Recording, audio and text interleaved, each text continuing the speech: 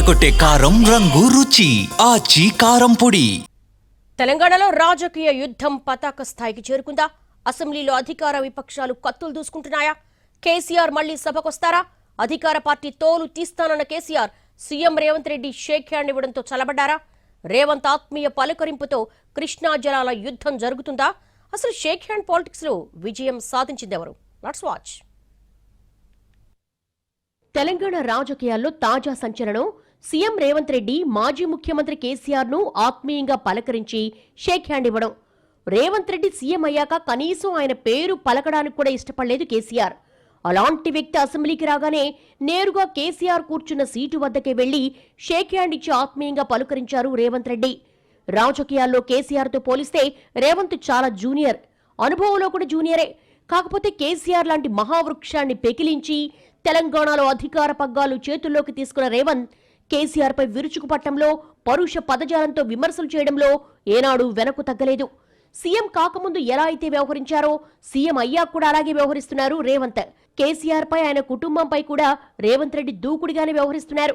ఇటీవల farm house నుంచి బయటకొచ్చిన కేసీఆర్ సుదీర్ఘంగా విలేకరుల సమావేశంలో రేవంత్ పేరు ఎత్తకుండా ప్రభుత్వ విధానాలు తప్పుబడుతూ 2 ఏళ్ల హనీమూన్ పూర్తయింది, ఇక తోలు తీస్తారంటూ రెచ్చిపోయారు.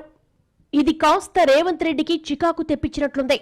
3 రోజుల తర్వాత మహబూబ్నగర్ జిల్లాలో జరిగిన సర్పంచుల సమావేశంలో తనదైన శైలిలో కేసీఆర్ అండ్ కోను చీల్చి చెండాడాడు రేవంత్ రెడ్డి. కాంగ్రెస్ శ్రేణులకు రేవంత్ పరుష పదజాలంతో కూడిన విమర్శలు ఉత్సాహాన్నిచ్చినప్పటికీ సోకాల్డ్ విమర్శకులకు మాత్రం గిట్టలేదు. ఒక వర్గం రేవంత్ వ్యాఖ్యలను జీర్ణించుకోలేకపోయింది. దమ్ముంటే అసెంబ్లీకి రావాలని రేవంత్ సవాల్ చేయడంతో కేసీఆర్ అసెంబ్లీకి వచ్చారు. అందరి అంచనాలు తల్లకిందులు చేస్తూ కేసీఆర్ ఆత్మీయంగా పలుకరించి షేక్ హ్యాండ్ ఇచ్చారు. కేసీఆర్ కూడా రేవంత్ కు ఆశీస్సులు అందిస్తున్నట్టుగా చిత్రం అందంగా కనిపించింది. అదే సీన్లో కేసీఆర్ తనయుడు సిరిసిల్ల ఎమ్మెల్యే కేటీఆర్, మరో ఎమ్మెల్యే కౌశిక్ రెడ్డి కనీసం లేచి నిలబడకపోవడంపై విమర్శలొచ్చాయి. దానికి కేటీఆర్ తనకు ఆత్మగౌరవం ముఖ్యం, మర్యాద అనేది సంపాదించుకోవాలంటూ ట్వీట్ చేయడం అది వేరే సంగతి. రేవంత్ అలా పలుకరించగానే ఇలా కేసీఆర్ సభ నుంచి వెళ్లిపోయారు. కృష్ణా జలాలపై ప్రభుత్వం రాజీ పడిందని, నీళ్లతో నిప్పు పెట్టి తెలంగాణ సెంటిమెంట్ మరోసారి రగిలించాలని చూస్తున్న కేసీఆర్ ఇక అసెంబ్లీ వేదికగా రెచ్చిపోతాడని భావించారు. అది కాస్త రేవంత్ పలుకరింపుతో చల్లబడింది.